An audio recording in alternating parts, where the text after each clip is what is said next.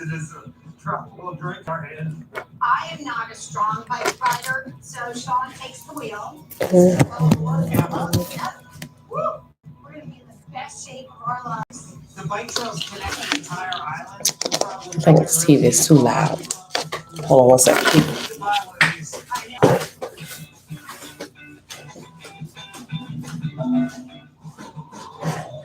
Access point for the beach will help.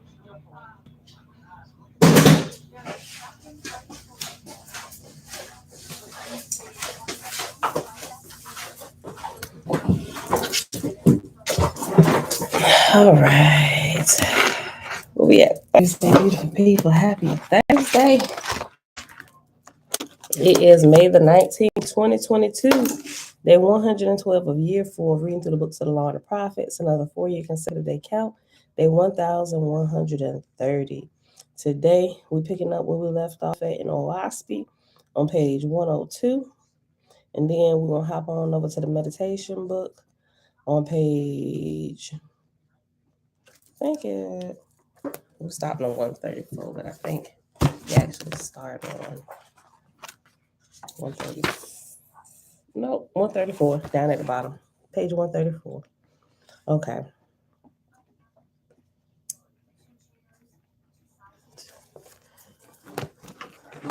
All right, y'all, so let's get started here. Father, we thank you for another day, being able to come and seek truth together. All right, y'all. So we stopped at chapter 6 in Oahspe. Just gonna get right to it. We're in the book of Apollo, son of Jehovah. Belinda Brown, blissful rising, auntie. Shalom. Jehovah spake in the light of the throne of Gal, saying, My son, thou hast set the temples of earth wisely, and thy 10,000 lords have the voice of thy creator. But behold, this dawn of Dan hath but 5 years and 200 days. The 5 years are already gone. Call together thy Etherian host, and they shall report to thee who shall be the successors to thee and thy lords. I answered, saying, Thy will be done, O Father. So I sent messengers around about the world, repeating what Jehovah had commanded. And I added also, when the time of Dan is completed, behold, my host shall assemble in Gal, from whence we shall ascend to our Etherian worlds. Let my messengers invite all the people in all the kingdoms of atmosphere to be present. And these things were done. Now, of the 10,000 kingdoms of the lords of heaven and earth of that day, many of them held their places within the corporal temples of worship, having spiritual thrones within them, where the hosts of angels assembled to counsel on the affairs of mortals, and to advise them through the prophets and seers. Neither was there a temple in all the world for consulting the spirits and gods, but what was usurped by many Etherian hosts, so that when kings or queens came to consult the oracle on matters of war or personal aggrandizement, my hosts answered them not to their own profit, but with the voice of Jehovah. Mom, shalom, Audrey, shalom. So it turned out that when the chief false gods and false lords were driven out of the corporal temples, they lost interest in mortal affairs. And when I classified them and made new kingdoms in the lower heaven for them, forming them, and I classified them and made new kingdoms in the lower heaven for them, forming them into confederacies. And they too became earnest workers to establish themselves in harmony, symmetry, and music. And at the end of the time of dawn, there was not one false god nor false lord in atmosphere. JP, shalom. Joanne, shalom, sis. It's been a while. Okay, y'all. So after the time of dawn, there's a reference number 2, and it simply says down here High Dan. So they call it High Dan or dawn. Okay. At the end of the time of dawn, there was not one false god nor false lord in atmosphere. Chapter 7. Apollo said, Hear the decrees of Jehovah, O ye gods and lords. I, his son, God of three worlds, speak. In my speech lieth the wisdom of time, the evidence of 50,000 years. There is a great matter, O ye gods. Answer it, O ye lords of heaven and earth. A child learneth from that which is around about. A man learneth from that which is around about. A God and a Lord learn from that which is around about. Neither can they acquire anything more forever, Jehovah said. I have decreed the breaking up of old foundations. In new creations, I provide food for the souls of gods and men. Apollo said, to condense and to expand and to condense. Is this all? Who shall fashion a corporal world by compressing ether, or by standing still expand his own soul? How long will they be entailed with idle desires and self ease and self glory? Jehovah saith, When the lower heaven turneth into itself, it soon turneth downward also, and its cast moldeth the earth born. Look to it, O my sons and daughters, that ye preserve the high estate of heaven. Apollo said, To be a God is not all, to be a Lord is not all. Ye shall forever invent new stratagems in Jehovah's kingdoms. Your people shall be forever infatuated with continual surprises, or your kingdoms in heaven will go down. Jehovah said, Behold, I created man, and if he rests constantly, disease shall seize on all his life parts. The kingdoms of men on earth that lack aspiration for the people shall bring destruction. To the kingdoms in the lower heaven, the lack of invented new glories shall breed up false gods and false lords. Apollo said, To be a weak man is nothing. To be a weak king is nothing. To be a weak God is nothing. But to be strong with Jehovah furnisheth food for the kingdoms of men and angels. Think not, ye gods and lords, that to be a good God is easy, or to be a good Lord is easy, or to be a good corporal king is easy. He who ruleth in heavenly kingdoms must forever furnish food for the souls of angels and men. I, Apollo, son of Jehovah, give you a parable suitable for gods and kings. A multitude, I'm sorry, y'all, my ear itching. Okay. Um, okay. I, Apollo, son of Jehovah, will give you a parable suitable for gods and kings. A multitude go into a forest, one man goeth a little before the rest, and he calleth, Here, here. Then he goeth a little further, and he calleth, Here, here. And the multitude follow. Whereon ye reason well, saying, If the leader go too fast for the multitude, they will not follow, and if he go not fast enough, they cannot follow. Wherein of the last condition, anarchy ensueth, and new leaders are chosen. And these conditions follow all peoples on earth and in the lower heavens. But the glory of the emancipated heavens in Ethera lieth in the development of every soul into ripeness and bloom, with none too fast nor too slow, but all as one and one with Jehovah. Is not this testimony of the all person, a ruler of a city, a ruler of a state, a ruler of a kingdom? Without a head to lead and to govern, what people have been found? With the God and lords and kingdoms in heaven, what angels are found? Strollers, beggars, druhas, and vampires. He who setteth himself up against the king, what is he? He who setteth himself up against the all person, what is he? Where is the fruit he hath brought to market? His speech is cunning in denial, his arguments for liberty, the bait of Hada. He crieth out in justification of his mutiny, Liberty, liberty, but he leadeth to inharmony and darkness. After that, he rusheth to the fort, crying out, Follow me, follow me. I will lead to truth and light, and he himself becometh a God, but in falsehood, even as by falsehood he denieth the true God.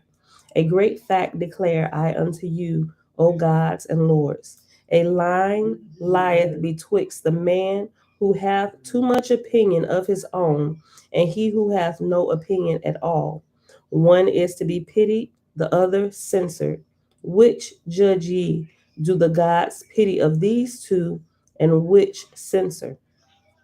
None could answer Apollo, so he spake further, saying, Pity ye him who hath too much opinion of his own, for all for of all men he standeth the farthest from Jehovah. But the wise man and wise angel follow the median line betwixt the two. Herein lieth the harmony of a man's soul. Chapter 8, Ethera.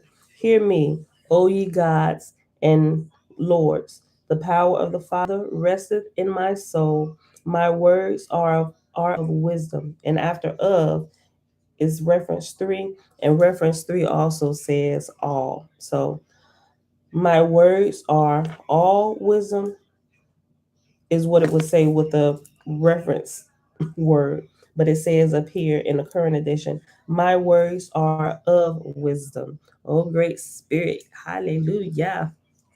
Oh, great spirit, creator of all spirits, female and male, we worship you. Hear me, O ye gods and lords. The power of the Father resteth in my soul. My words are of wisdom. Think of this great matter, the growth of love. As a man loveth his city and his country, what think ye Apollo hath forgotten? Have I not told it in Ethera? I sprang from the red star, the earth.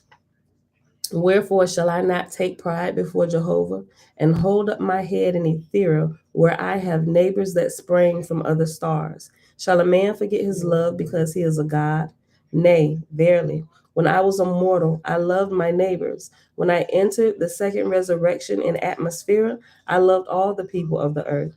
And when I rose up to Ethera, my love expanded to 1,000 worlds. But of all places, how can I make the earth and her heavens second in the love of my soul?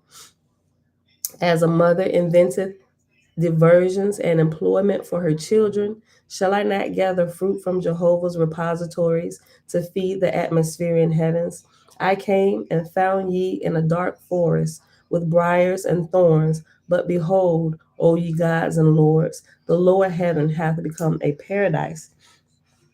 And after behold, it has reference number 4, and down at the bottom for reference number 4, it says, but behold, or now.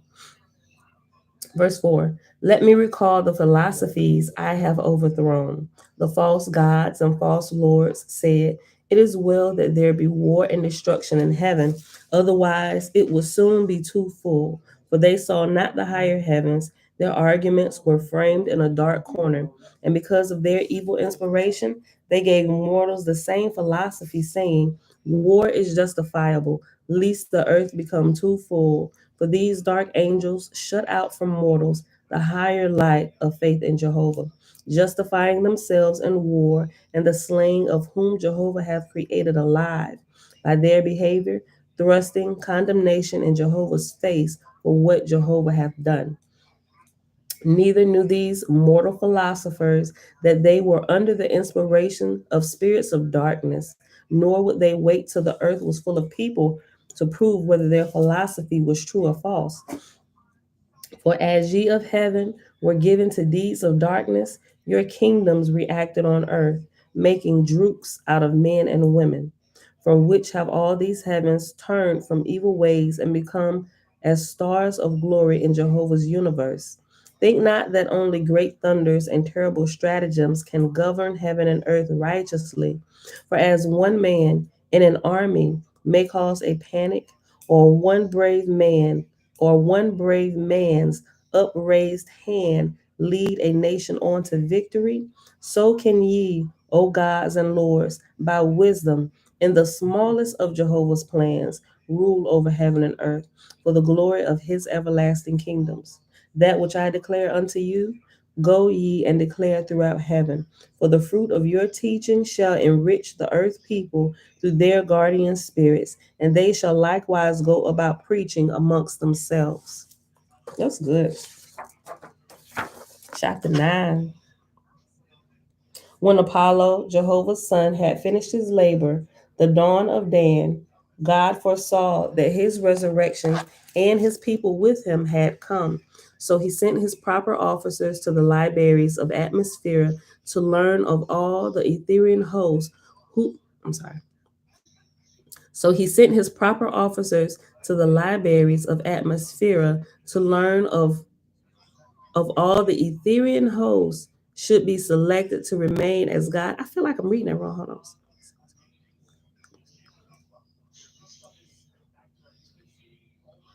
Oh, I did. I was switching words around. Okay. I knew that didn't sound quite right. All right. So he sent his proper officers to the libraries of atmosphere to learn who of all the Etherian hosts should be selected to remain as God and who as lords for the next 400 years. Robin, shalom, sis.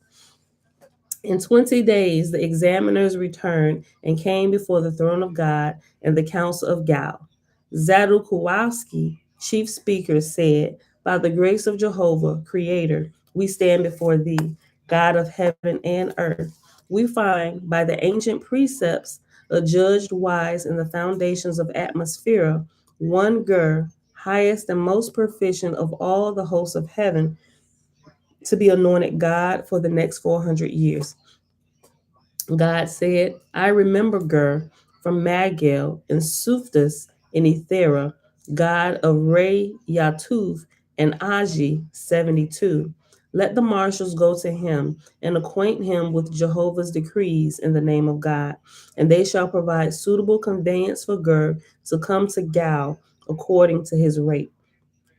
So the marshals, 10,000 in number, besides 10,000 musicians, went and brought Gur before the throne of God, coming in an otivan prepared for the purpose and adorned with 1,000 pillars of light. God said, I salute thee, O Gur, in the name of Jehovah, Creator. Behold, Apollo. Apollo stretched forth his hand, and Gur came and shook his hands with him, standing by the throne. Gur said, that I have lived to see this day, O Jehovah. I am blessed indeed. Thy will, O God, and Jehovah's be done. God said, behold, the dawn of Dan is within 30 days to end, and all who choose and are prepared for the third resurrection to be taken up to Ethera, besides thyself, O Gur.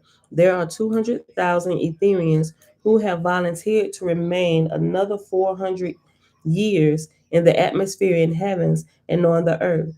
From them thou shalt select 10,000 lords and bestow them with kingdoms over mortals.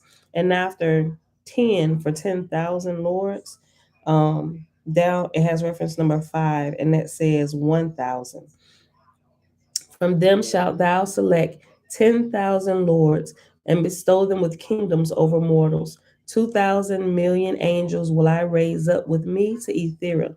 To thee, O Gur, I bequeath 2,000 million atmospherians who have been initiated in the second resurrection, and of the first resurrection, 250 million, and of fetals, 300 million. And besides these, the inhabitants of the earth, men, women, and children, 700 million. God ceased speaking, and Gur said, thy will be done, O Jehovah. Thereupon the Esinars sang, and the trumpeters played the march of Apollo, Jehovah's son. Presently the marshals and messengers bowed before the throne, and the light of the golden fire came down from Ethera, cast out by the gods of Helmasha, Orion, ark of Tanea, and it fell about the throne of God, so that many could not look upon thereon because of the brilliancy. Trina, hey girl, hey. God raised up and Apollo by his side. God said, I stretch forth my hand unto thee, O Jehovah. Behold thy son, Gur, God of Rayatuf and Athera, an earthborn, 40,000 years, inhabitant of thy emancipated realms, by thy power and in thy name, O Jehovah. I proclaim him, God of heaven and earth, to bestow thee and thy kingdoms on angels and men. Be with him, O Father, Creator, that he may add unto thy glory forever. Amen. God took off the triangle and hung it on Gur's And then after Gers, it said God's neck because he just transferred power. So he's no longer, Apollo's no longer God. Ger is now holding the title of God. God took off the triangle and hung it on Ger's, God's neck, saying, I now bestow thee with the heirloom of the gods of the red star, the triangle of the ancients, and that thou mayest be still further honored. Behold, one higher than I, even Apollo, shall weave a crown for thy head.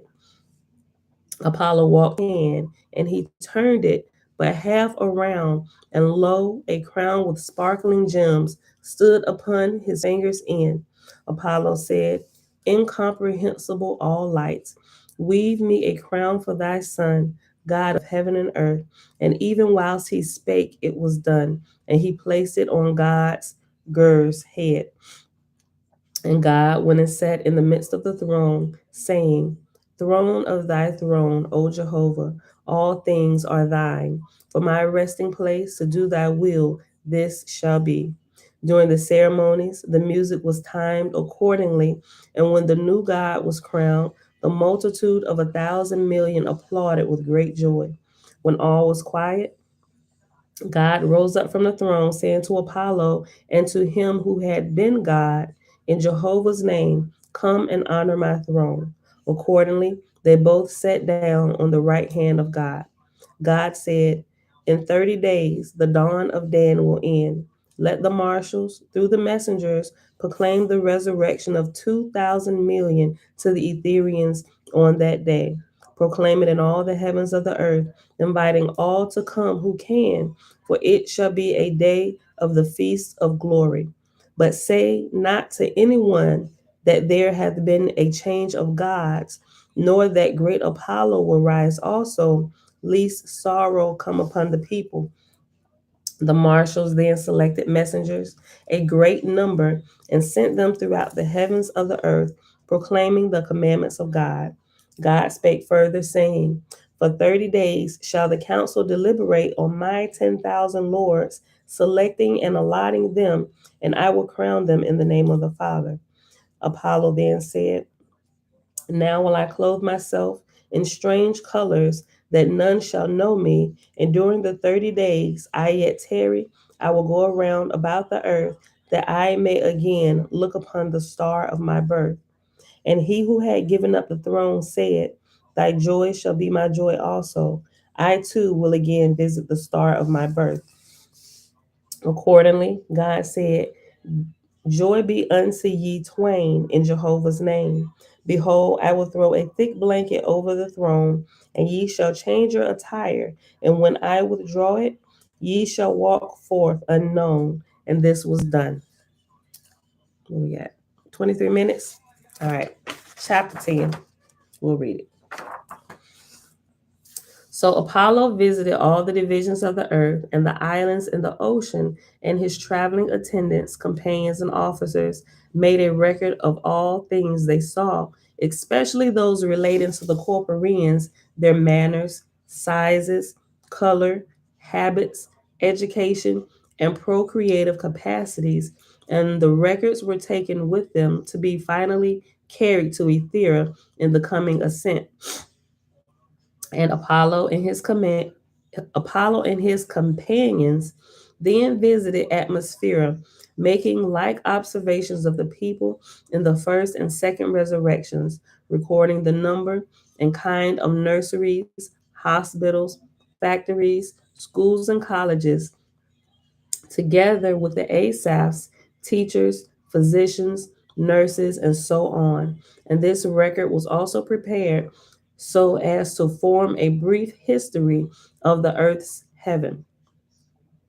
On the 28th day, Apollo and his host returned to Gal, the place of the throne of God in the lower heaven. In the meantime, the word of God commanding the assembly for the ascent of 2,000,000,000 of Jehovah's brides and bridegrooms had aroused the people of the lower heaven beyond measure, millions of them never having witnessed an ascent, nor in fact had seen an Etherian Adavaysit, a ship of fire. I don't know. I might use that for the title today. Adavaysit. I think I pronounced that right, but it's another ship. It's a ship of fire.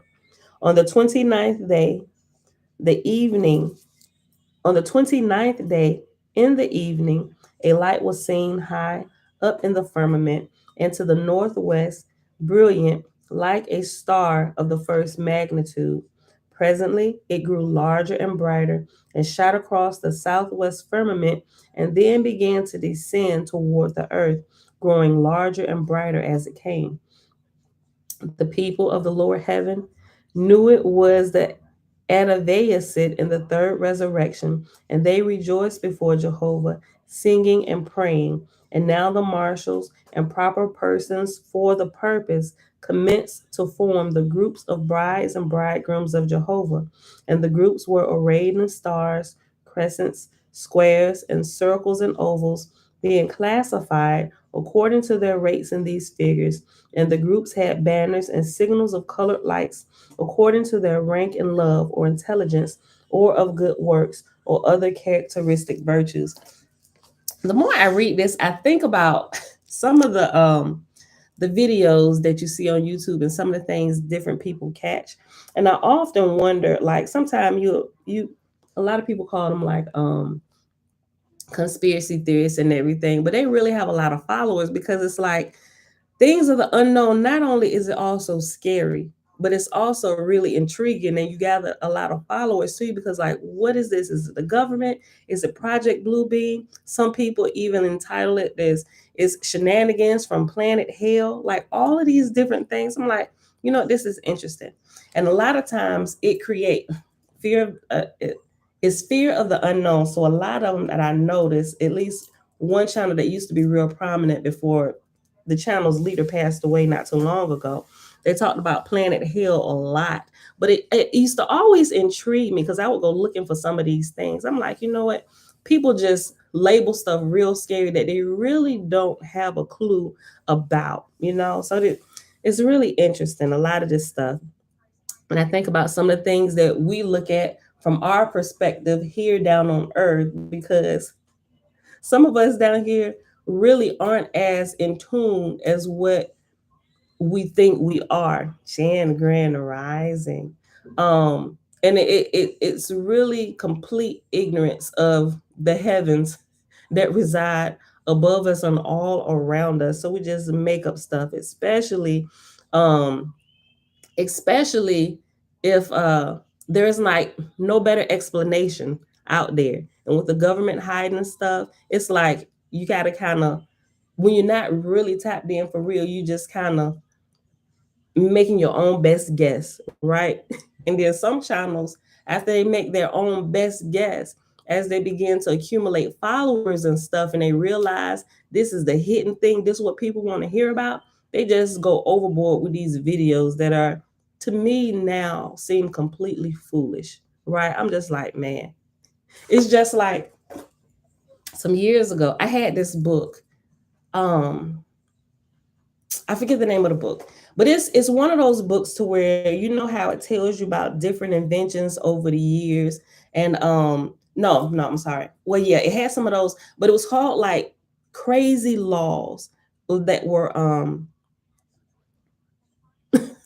well, you know exactly who I'm talking about. Okay, but it was a book. It was called like Crazy Laws that are actually something like that were actually put in place and people actually follow. Like oh my gosh, I don't know where that book is. That book was so hilarious, but I looked up some of that stuff and there were actual laws that states actually had in place. Like one of the laws was that if you beat your wife, you can't beat her you can't beat her out in public after 6 p.m. And I'm like, what the crap?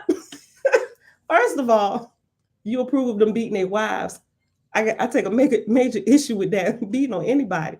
And then it was another one where it showed you when bathtubs were first invented, people called them of the devil. I'm like, boy, I tell you, because the book really made a good point, but these were like actual laws and the way people thought. You can even like watch on movies like cavemen and women and stuff. And when somebody a little more civilized comes into the camp of cave people where they haven't seen something before, it's like, ooh, ooh, what is that? And everybody running high because we don't know what it is, or they see fire.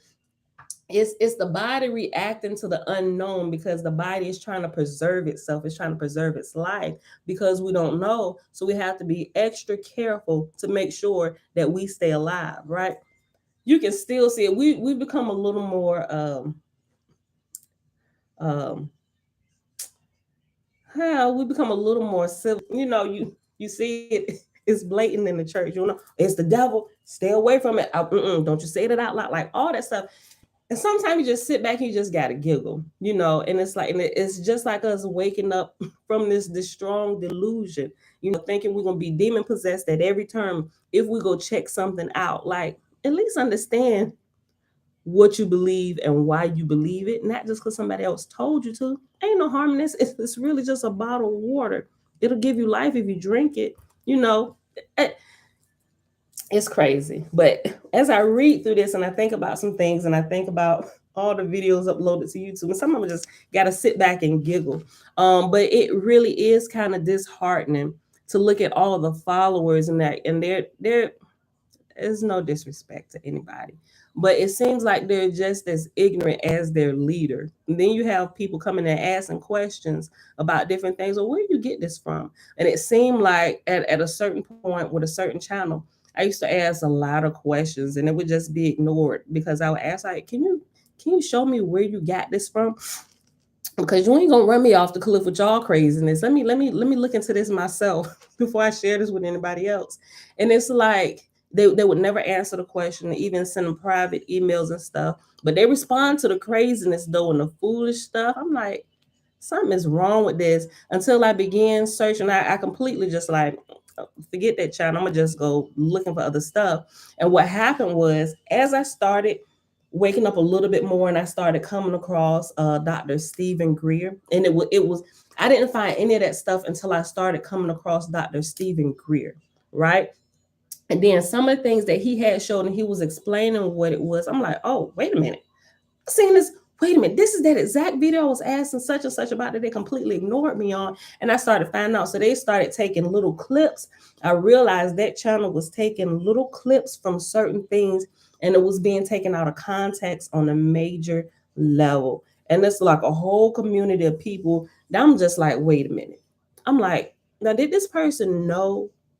Did they? I was like, you know what? If they came across this, they had to have known that what they went back and did was completely out of context, getting his followers riled up about something that he know is not true. And that kind of made me mad. I didn't say anything about it, but I'm like, Father, wake your people up. I was like, because it seems to me now that this particular leader is doing this on purpose, not with all of their videos, but with a lot of them that I actually found the source of where it was taken from, and then going back and looking to see what it was, unless that person got it from somebody else that took it out of context and they got it from an out of context place and just kind of repeated it on their channel. That's the only way I can see you innocent but ignorantly innocent, But I tend to believe, based on a little bit more, that this particular person didn't get it in a misconstrued manner. This person actually got it from its proper context and then went back to their channel and misconstrued it. And I'm just like, this is terrible. And it's like you go, and it's like the people that followed that channel, they were, I ain't gonna say it was under that person's spell, but it really made my heart really sad at what I saw was being done, right? And I don't know, but that person is no longer living. And I'm just like, when I found that out, I'm like, ugh. I'm wondering if it was because unseen forces saw this and saw how many people was actually following this particular person and saw this being done, that this actually happened. I don't know. I'm not judge nor jury on these things. But what I personally found out, it was really disheartening what I was seeing being done, right? And even though the channel is still up and it's lost a lot of its followers, the shenanigans are still being carried on by family members, and that is really disheartening because I'm not exactly sure if the family members that are carrying it on actually knew what the particular leader was doing. And from my understanding, at least from what I observed, based on how the current person who's running the channel is trying to present the message, the stuff that they're uploading, I really think that person at this point is truly ignorant of what's being done. And it's like they're trying to scramble for stuff to find to keep the channel going. But you can see it's died down a lot to where they were like 30,000 views. Now they're barely breaking 1,000, you know, and maybe that's a good thing, right? Maybe that's a good thing. Maybe to give people a chance to be um to have that illusion broken for them so they can, of course they're going to go searching for the information that they was getting, and when they find it's not coming like that, maybe to give them a little break to wake up just a little bit more, you know. But it's crazy. And this happened recently this year, like a couple months ago. It's probably been about 2 months, maybe 3 months since this person has passed. Y'all bless their soul, you know? Okay, let me read this again. On the 28th day, Apollo and his hosts returned to Gal, the place of the throne of God in the lower heaven. In the meantime, the word of God commanding the assembly for the ascent of 2,000 million of Jehovah's brides and bridegrooms had aroused the people of the lower heaven beyond measure. Hold on. Let me read that again. On the 28th day, Apollo and his hosts returned to Gal in the place of the throne of God in the lower heaven.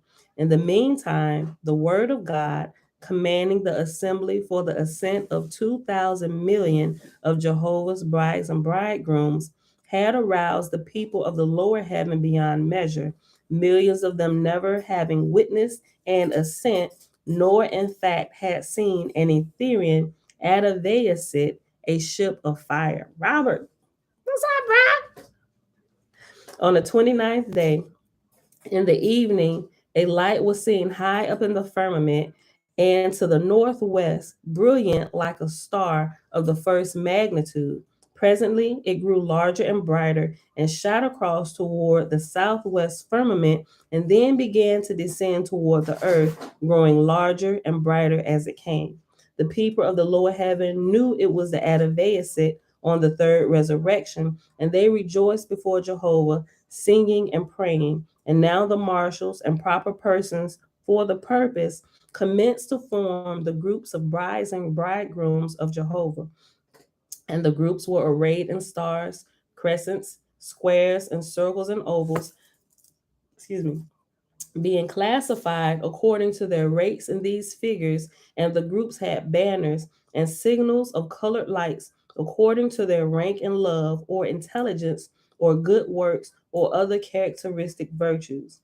And these groups were arranged into combinations, every combination representing the work done by a sub lord or sub god. And these combinations were again formed into four visions representing the four great divisions of the earth and the four lords, Jehovah's sons, so that when the whole 2,000 million spirits were in due form, they characterized harmony, symmetry, and music, being the symbol of Apollo, son of Jehovah, god of three Ethereal worlds, brevet Orion chief. At midnight, the sea of fire, the Adavaysit, reached Chinvat, the border of the Earth's vortex, just beyond the orbit of the moon, and in size twice the moon's diameter. Here the ship halted for four horns. I'm sorry, four horns for 4 hours, and then again began to descend and rapidly, fearful to behold, becoming more scarlet within the vortex, but growing larger and definite in figure.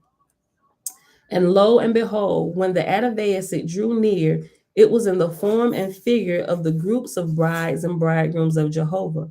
It had 50,000 curtains and 100,000 banners, and the host within the ship, 7 million souls, bore each a streamer of phosphorescent light of all colors, shades, and tints, and arrayed in symbols of the name Apollo. Unlike all other Etherian ships of fire that has yet visited the earth's heavens, it was provided with openings in the bottom, 500,000 in number, of ceaseless fire of all conceivable colors, shades, and tints, and sizes and figures and curves, circles, angles, crescents, and so on. And up within the openings were the crystal and opaque chambers provided for the heirs of the third resurrection. And yet, within these chambers were the reports of guardian angels of the lives and good work heretofore done by every man and woman of all the 2,000 million who were to ascend to Jehovah's higher heavens. But in all the records there was not recorded one evil thing, or dark deed, or selfish thought. For of all these things the ascended host had long since purged themselves, since they were gems of the pure light of the Father of all. I like that. Maybe we'll use gems of the pure light of the Father of all. High up within the ship were the beams and network of timber and ropes and arches, and around about the whole ship was the photosphere of its power, so that the whole Adavaysit was like a crystal ship within a globe of phosphorescent light. And yet, in fact, the ship was the true light, and the angels, the light of that light, whilst the photosphere was really the shell of darkness made reflective. All right, babe. Make sure you call me when you get done because I gotta tell you something. I will. Love you too. This then, we almost done, y'all. We got like 3 more verses. This then was the size of the Adavaysit, 2,000 miles east and west and north and south diameters, and 7,000 miles high. And the ship within it was 100 miles east and west and north and south diameters, and 200 miles high. As the earth is opaque, with a transparent vortex around it, so not so, but opposite is the structure of an Etherian Adavaysit, being light and habitable within as well as without, like the Etherian worlds in the firmament. As Jehovah maketh worlds and sendeth them forth in the places of his firmament, so in imitation of him, his Etherian gods and goddesses make Adavaysits to traverse space from star to star and from one Etherian region to another. Great in wisdom and power are Jehovah's Etherian gods and goddesses. Yet they too were once but men and women with corporal bodies. Jehovah said, I have given power to spirits of the newly dead to clothe themselves from the atmosphere with corporal semblances of flesh and blood. And to my exalted atmospherian angels, I have given power to clothe themselves from the from the ether in forms of light. But to my exalted Etherian angels, I have given power to clothe their hosts with ships of fire and Otivans and Adavaysits. And that is the end of chapter 10. So we'll pick this back up tomorrow with chapter 11. That was good. That's really interesting. Okay, where we at? 44 minutes. I know my little bit of side road took us off, and we would have been done at the 30-minute mark with that chapter. Okay, so let's hop over to the meditation book. Pick back up where we left off at yesterday on the creation. So we read about the objects of meditation yesterday. So it's going to go right into the creation. It alluded to it a little bit yesterday, but we paused right at the end. Hey girl, hey. How you sleep? Good. Good. Okay. Look, sis, I don't know what you do with my CarMax, so I got your little. I'm using your lip gloss. Put some on. Okay. Page 134 down at the bottom. It's entitled The Creation. The process of creation is explained in the form of a cosmological system for better understanding. Cosmology is a branch of philosophy dealing with the origin, processes, and structure of the universe. Cosmology is the astrophysical study of the creation and evolution of the universe. So cosmology and cosmology. Both of these disciplines are inherent facets of Egyptian philosophy through the main religious systems or companies of the gods and goddesses. A company of gods and goddesses is a group of deities which symbolize a particular cosmic force or principle which emanates from the all encompassing supreme being, who we term and call Yah, from which they have emerged.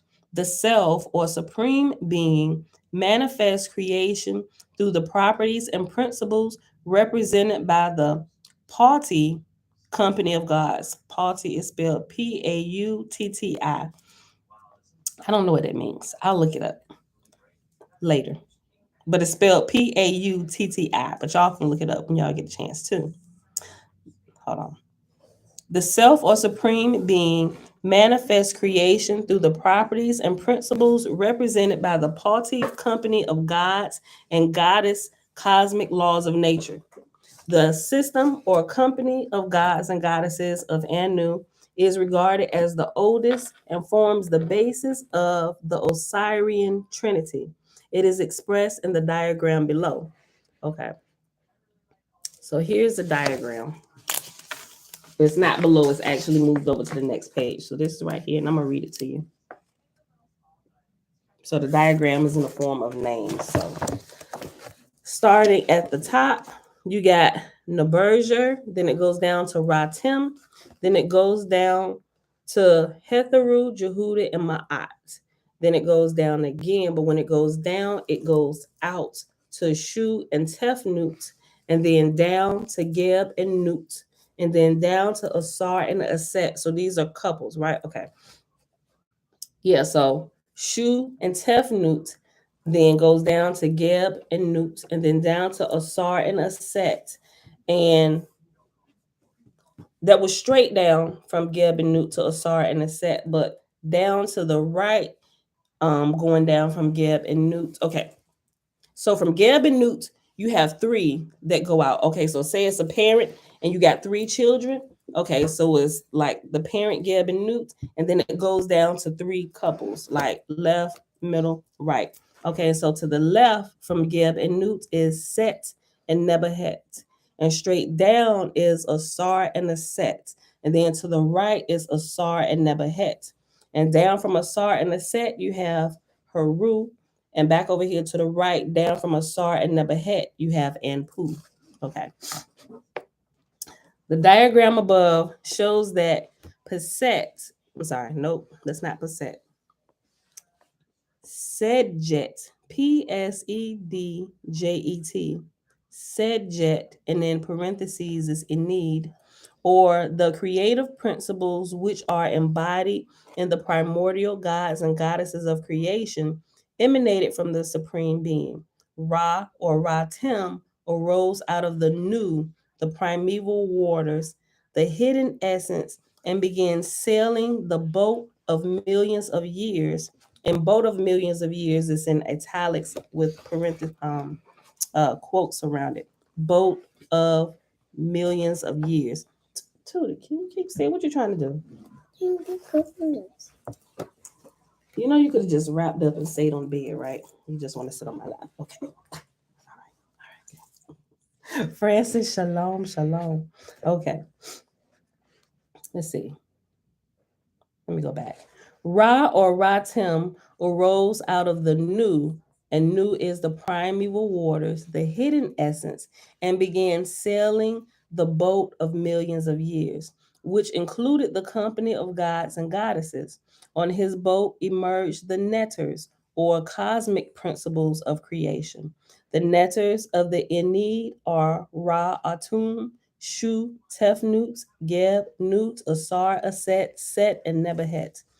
Hetherut, Jehudi, and Ma'at represent attributes of the Supreme Being as the very stuff or substratum which makes up creation. Shu, Tefnut, Geb, Nut, Asar, Aset, Set, and Nebahet, feature of intellectual discrimination in the Osirian myth.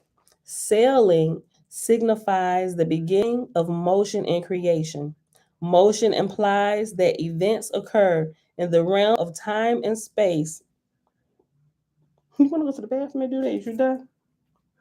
Girl, we live. Don't pick your nose on the live. Listen.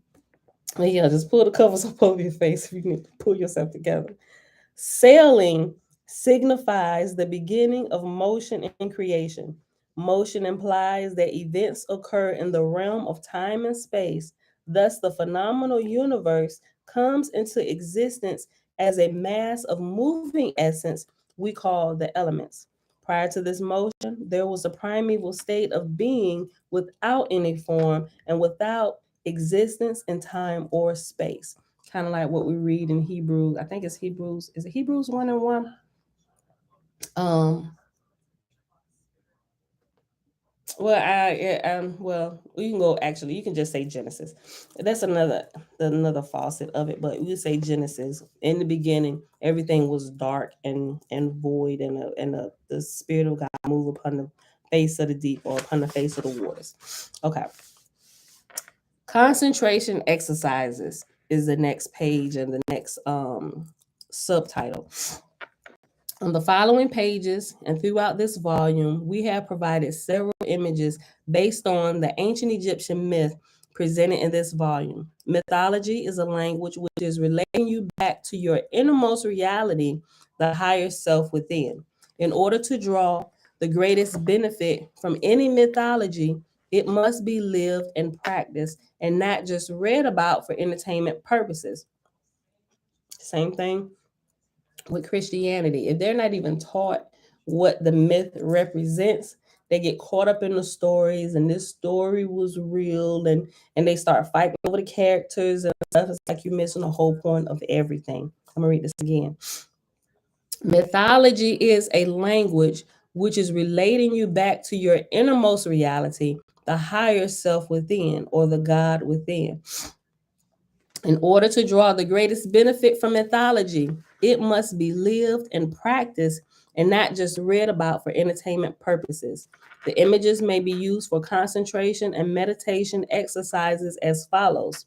Prior to your practice of formal meditation, sit quietly and stare at a picture or a statue of a deity. At regular intervals, close your eyes and retain the form in your mind for as long as you can.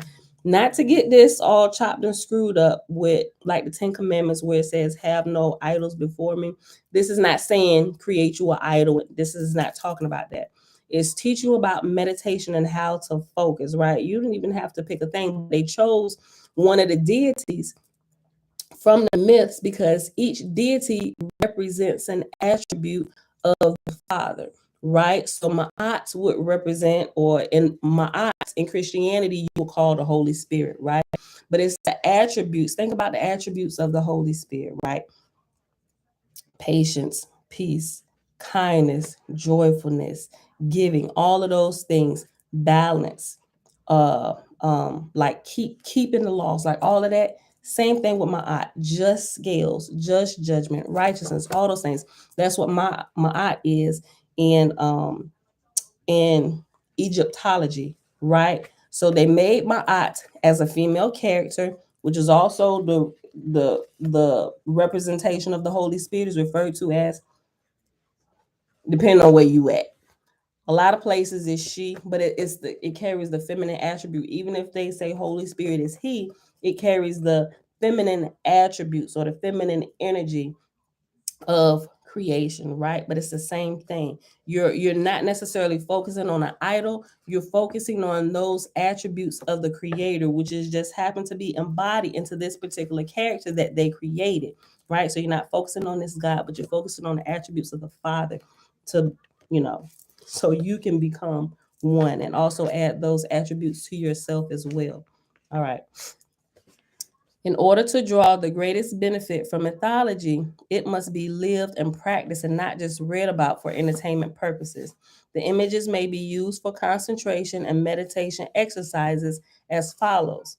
Prior to your practice of formal meditation, sit quietly and stare at a picture or a statue of the deity. At regular intervals, close your eyes and retain the form in your mind for as long as you can.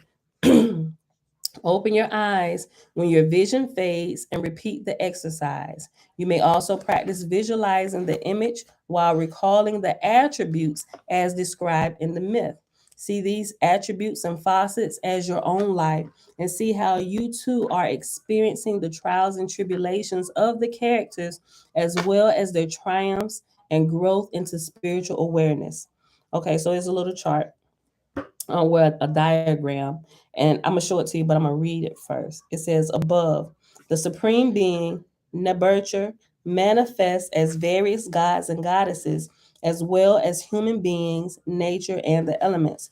Thus, from the one arise many.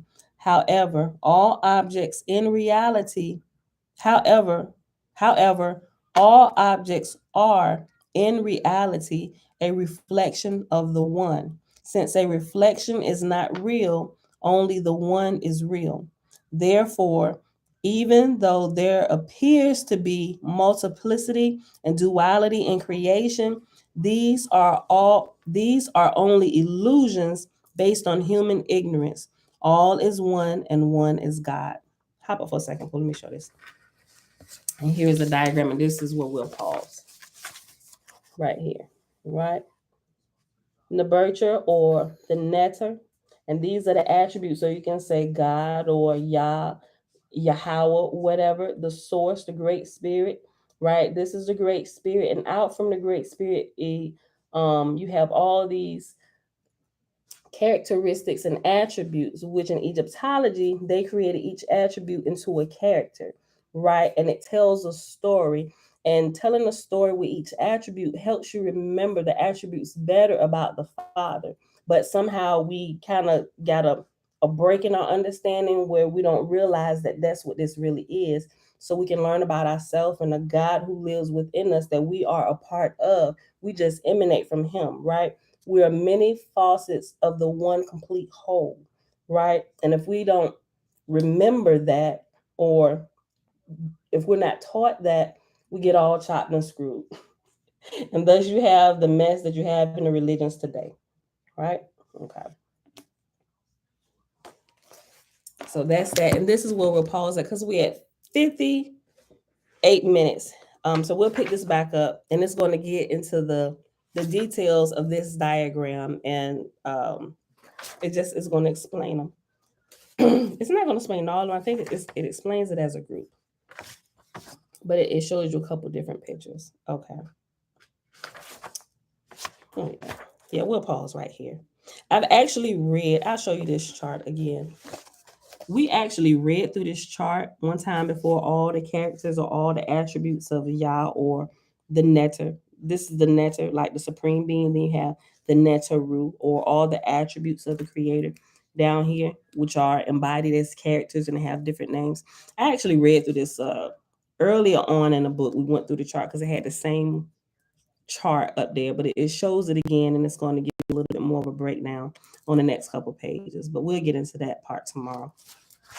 We'll go ahead and stop on time today. So I hope you all enjoyed the reading from here today, and the lesson from here today. I hope it's actually making you a little more enlightened, helping you to, I don't know, hopefully it's enriching your devotional, your study and meditation time as you grow closer to the Father, right? I hope it's helping to break up all of the misguidings and misteachings that we've all received over the years, and help us kind of align our path back a little bit more straighter. Yes, babe. I can see Narnia. I know. Help us align our path to make it a little more straighter than it has been, right? Yeah, catch the replay, Lorette. Okay, so let me put my page number here. But a lot of this stuff, sometimes I even get information overload, right? And sometimes I'll read over something and it has to just sit and meditate, and I have to think about it. Need other information, but as that other information comes in, it begins to connect back to the other pieces that I have, and boom, then lights come on. So don't jump, don't cut me off too early, right? I'm trying to help y'all see the bigger picture, and I'm still learning along the way. Like I like what the book of the Raw Contact say. It says teach, learn, right? Because you're not just a teacher, you're learning while you're teaching, right? So it's like we all are teach learners, or learn, teach, whatever, right? When you learn something, you really get it when you begin to teach it or share it with others, because it's re-emphasized in you. And then by getting with other people who can give their input and ask questions, it brings a little bit more enlightenment maybe to something that you didn't quite understand about it. You get different points of views, different avenues. So it's good that we learn together. All right, y'all. So with that being said, it is Thursday, May the 19th, 2022, day 112 of year 4 of reading through the books of the Law and the Prophets, and of the 4-year consecutive day count, day 1130. We read the Oahspe, and we started on page 102, and I opened up and still didn't write the page number down. We started on page 102, and we paused on page 106. Girl, what that spray? Mom, it's not a spray. It is a spray. It's a spray for your locks. It's called Wet Rose. And then we read the meditation book pages, because I read it and I was there when you got it. Page 134 through 136. All right, y'all. Excuse me. And we will pick this back up tomorrow. So with that being said, I hope you guys have a wonderful day today. It's almost Friday. It's almost the weekend for most of us. Some people still got to work on the weekend. And if you do, may y'all bless you. May you rest on your days that you do have off.